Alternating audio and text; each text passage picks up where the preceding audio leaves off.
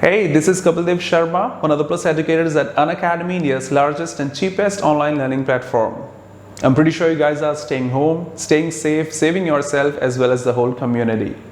English seems to us a hurdle for government jobs as well as private jobs. For example, in government jobs, we have to go through the written section in which grammar, vocabulary, comprehension, all these terms come into existence. In private jobs as well, we need to show ourselves in those interviews, showing our personality, communication skills, and other terms like that. But no one was perfect the day he was born. I make sure in this video, I'll be talking about something very beneficial that's going to help you in your examinations as well as in your personal life. Here's the first one. Whenever you learn a new term, please go through the etymology of that term. Now, what is the meaning of etymology? Etymology defines the origin or the history of the given term. I'm pretty sure these questions must be running in your mind since childhood and you haven't got the answers of these questions.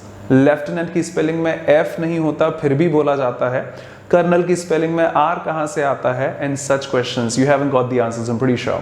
Let me give you a simple example that etymology can help you get the answers of these questions. We all know the name of a disease, malaria. Few people know that it has been taken from two terms, mal, air.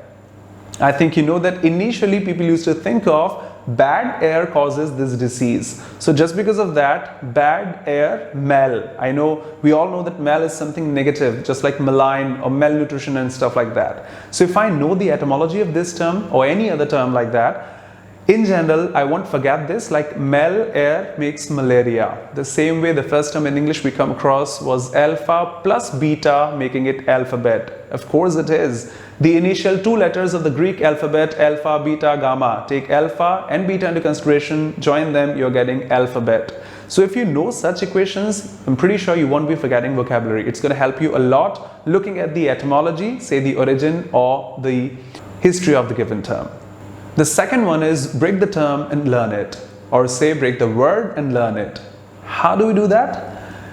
Let me give you some terms in English. Before, pehle, foremost, सर्वप्रथम, forecast, पहले से मौसम का हाल डाल देना कहीं पर, foretell, भविष्य बताना, forehead, and some other terms in English.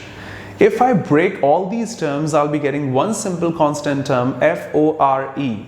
And of course, this term defines pehle. Now, be is a verb in English, we all know, hona, for pehle, किसी का पहले होना, before.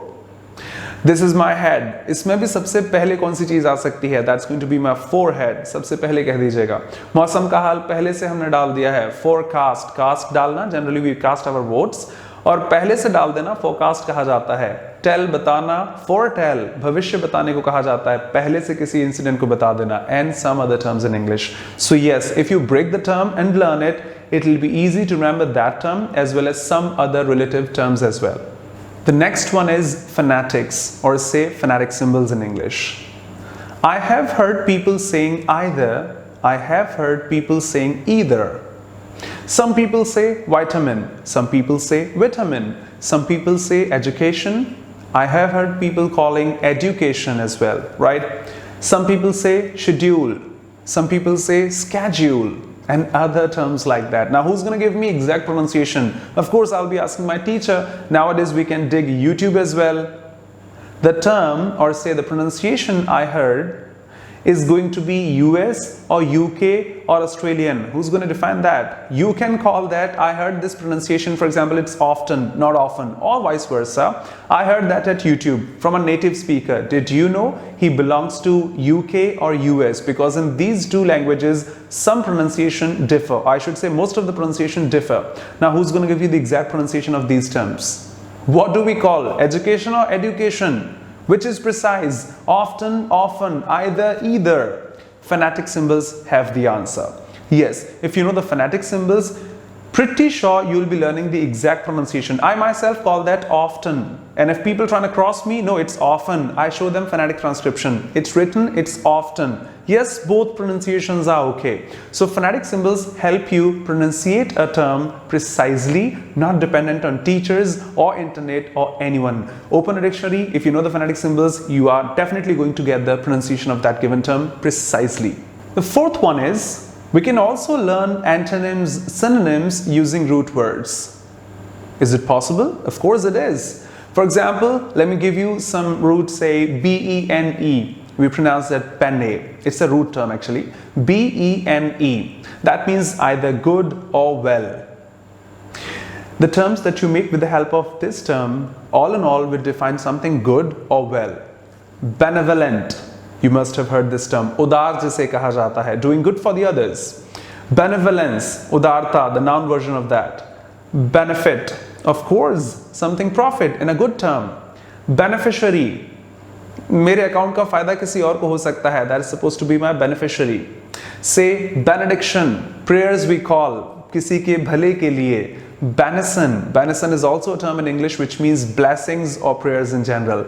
I got this one term and I can learn the synonyms of that or say the antonyms of that just with the help of learning this only one root. So it's going to be beneficial for examinations, I'm pretty sure. The next one is grouping words together. It helps a lot. For example, you come across a new term in English and you know somewhat similar term related to that. Go through the root of that term, say the etymology, origin. If you find they share the same roots, write that in the same column or row. If you group those terms, just by calling one term in English, you are going to remember all these terms. Isn't it easy and beneficial?